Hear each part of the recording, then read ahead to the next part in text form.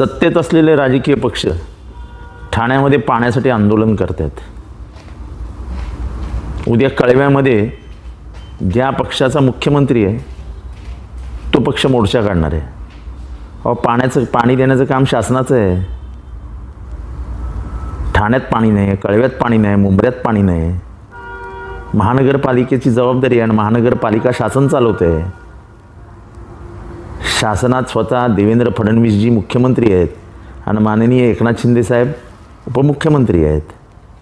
पाणी देण्याची जबाबदारी दोघांची आहे आणि ठाणेकरांना पाणी मिळत नाही. मोर्चे कसला काढता, कसले व्हिडिओ फिरवता, जेवणाला पाणी नाही, संडासाला पाणी नाही, याला पाणी नाही, त्याला पाणी नाही. जबाबदारी तुमची आहे. जबाबदारीपासून पळता कसले? सत्तेत आहात ना, द्या ना पाणी.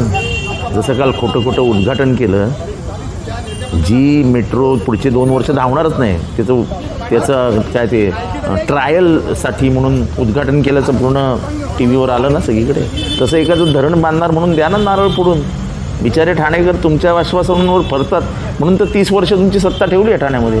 पाणी नाही, कचरा उचलला जात नाही, रस्त्यावर 2-2 तास ट्रॅफिक आहे. कोणाला काय पडली आहे? नका फसवू. कसले मोर्चे काढता?